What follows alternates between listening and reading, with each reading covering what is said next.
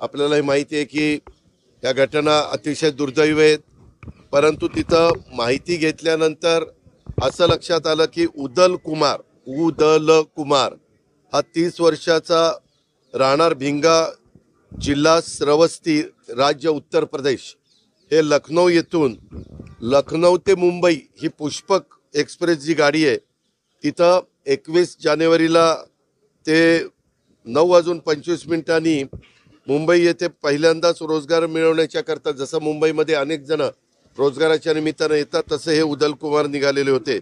त्यांच्यासोबत त्यांच्या पत्नीचे भाऊ विजय कुमार हा देखील होता।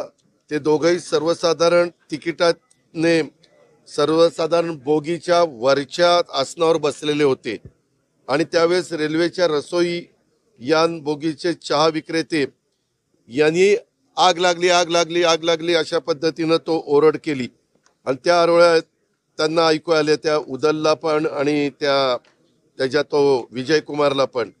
आणि ते ऐकू आल्यानंतर त्यावेळेस पूर्ण बोगीत गोंधळ उडाला आणि त्यांच्या बोगीसह आजूबाजूचे बोगीमध्ये सुद्धा गोंधळ उडाला, कारण त्या बोगी एकमेकाला लागूनच असतात। त्यावेळेस काही प्रवाशांनी घाबरून स्वतःचा जीव वाचवण्याच्या करता गाडीतनं दोन्ही बाजूला उड्या मारल्या आणि तो प्रयत्न ते करत होते, परंतु गाडीचा स्पीड होता आणि ट्रेन खूप वेगाने असल्यामुळे इतर प्रवासी गाडीतून खाली उतरू शकत नव्हते। त्यावेळेस कोणीतरी प्रवाशांनी स्वतःच डोकं चालवलं आणि साखळी ओढली।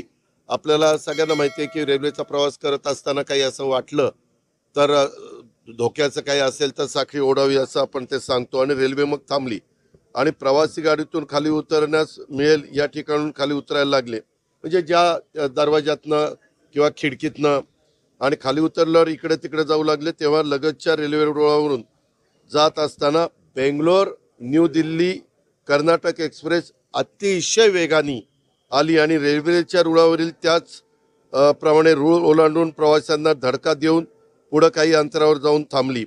त्यावेळेस बऱ्याच प्रवाशांचे अक्षरशः शरीराच्या म्हणजे सांगणं पण मला म्हणजे योग्य वाटत नाही, इतक्या त्यांच्या शरीराच्या दुर्दशा त्या ठिकाणी झाली आणि बरेचसे प्रवासी त्याच्यामध्ये मृत्युमुखी पडले, काही प्रवासी जखमी झाले आणि हे झाल्या उदल कुमार आणि तो विजय कुमार हे देखील त्यांनाही धडक बसली, ते जखमी झालेले आहेत।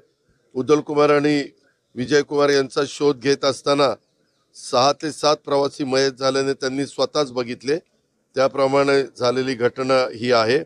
आत्तापर्यंत 13 लोक मयत झालेले आहेत, 10 लोकांची ओळख पटलेली आहे, 10 जणांची पूर्ण बॉडी मिळालेली आहे।